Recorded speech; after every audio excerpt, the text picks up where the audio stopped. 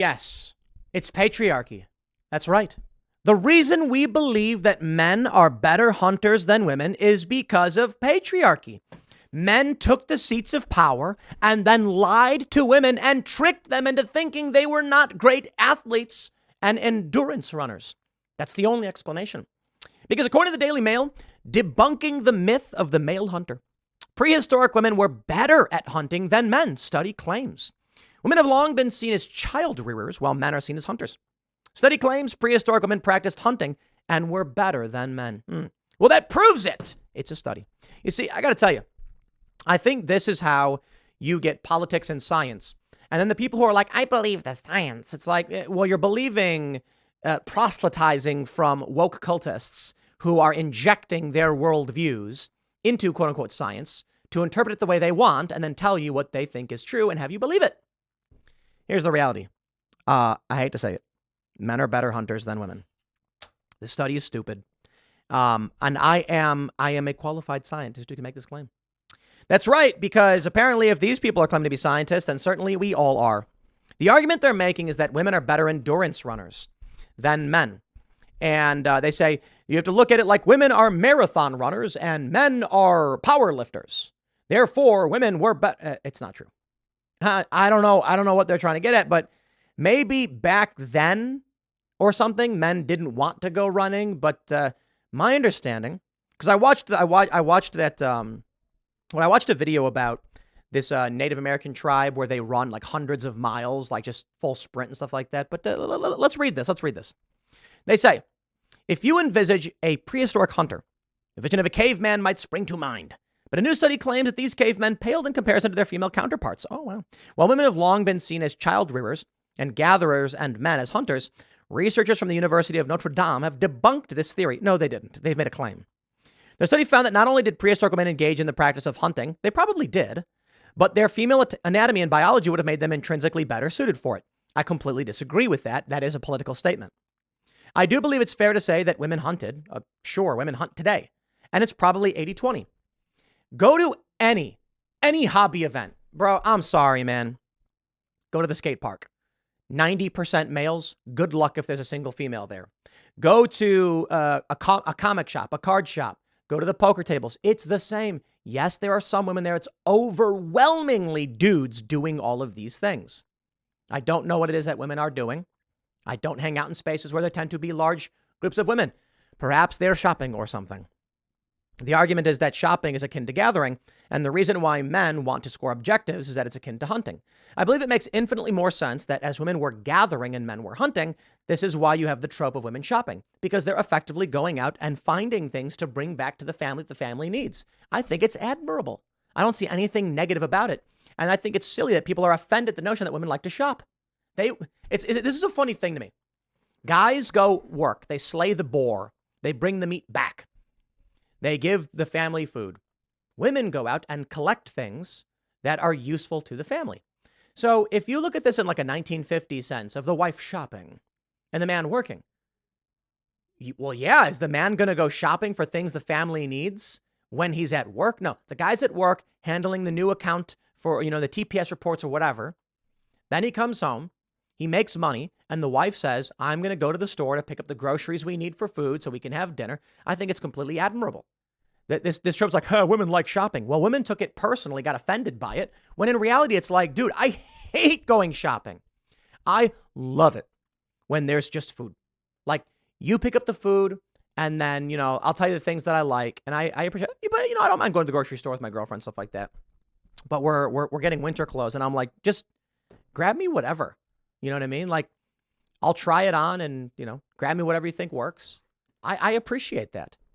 Look at this. They say, rather than viewing it as a way of erasing or rewriting history, our studies are trying to correct the history that erased women from it. Yes, that's right. Here you go. What is this? Shutterstock, a woman with a spear hunting. Okay. So here's what they show, right? The suite of features below confer an endurance activity advantage. I'm going to completely debunk this very, very, very easily. This is hilarious. Better psychological pacing, greater fatigue resistance through central and peripheral neuromuscular mechanisms. Better insulin sensitivity can increase fatty acid oxidation and spare protein. Increased fatty acid oxidation through mechanisms involving estrogen At adiponectin. Estrogen impacts multiple aspects of athletic performance, increased fatty acid oxidation, blah, blah, blah, blah, decreased glycogen utilization, increased insulin sensitivity. I got to pause there and just, okay, I'm not going to absolutely debunk it. I'm going to counter it with an argument. But I do want to point out my immediate assumption on glycogen utilization is that that's a bad thing. You want glycogen utilization. Okay, so not a biological scientist or a nutritionist or any of this stuff. My understanding is when you eat food, when you eat carbohydrates, it converts into glycogen strings, which are stored, I believe, in the liver and then burned. It's not fat. It's like the sugar energy your body uses right away. Fat is then burned in a smaller percentage so that there's a balance. If you're doing keto, you're basically burning nothing but fat, so your body burns its body fat quite a bit quickly. And the reason why they argue against keto is because you do want to have body fat and your body burns the sugars first. Long story short, if you're going to be doing a long distance run, you want to be burning your glycogen as well. I guess the argument is because women are burning fat when they run, they're able to run longer because of a slow energy burn compared to burning off all your glycogen. Ultimately, I think it makes very little sense. If you deplete either energy source, then you're tired and you're not going to be able to run. So whether it's glycogen now and fat later or fat now and glycogen later, either way, you have the same amount of energy stores. But here's what they show men. Look at this, so much less. Larger heart and lungs, greater absolute muscle mass, more type 2 muscle fibers, increased glycogen utilization, testosterone increases muscle growth, greater number of red blood cells, which increases oxygen carrying capacity. So they say, when you look at human physiology, this way you can think of women as the marathon runners versus men as the power lifters. Well, I've got to simplify things for you, my friends. I'm just going to do this. Here's an article from runtothefinish.com. Are men faster than women? Gender difference in running. Okay, what do you think? Do you think women are the marathon runners or men are the marathon runners? I know what you're already saying, but Tim, men have better marathon times. That's correct. More men run longer distance running event than women. That is also correct. Men run longer distance. Yes, I get it. So they make this argument like women would actually be better hunters. Dude, come on, man. Look, I think women should be in sports. I think women should play sports. I think women are extremely capable. I think it's entirely possible that there are some women who are going to be large, strong, and can crush the average male at any one of these events. The saying goes that a determined woman is stronger than the average man, but a determined man is stronger than a determined woman. That is not to insult women. Men can't create life. They can contribute to the process, and then women literally create the babies. That is not something to take lightly. But as we're getting into this era where people have disdain for humans and want there to be less, it does diminish women. Here we go. Male versus female running times. When Tina considers the difference between men and women, she recalls the many occasions in college where she destroyed some of the guys on the team in every workout. Yet somehow they would run 15:30 5K and she would run 16:10. How is it fair? What are the few major differences? Blah, blah, blah. Unfortunately, women are at a disadvantage from the start due to a few biological factors, but there are also some potential advantages to being female that you may not have considered. And I believe this is absolutely true. They say, let's look at some of the top running times to first understand why there's an assumption that men are faster. Currently, that's because at common distances, they hold faster times. It's likely due to a combination of biology and more time of men being able to compete in the sport. We see with each passing year that these numbers are being lowered by both genders. I do think there is probably going to be a valley or inflection point where we actually see women improve over men. Why? Because men and women are different. And there's always advantages and always disadvantages. Marathon time. Men have a nearly 18-minute lead. Half marathon. Men have like a 5-minute lead.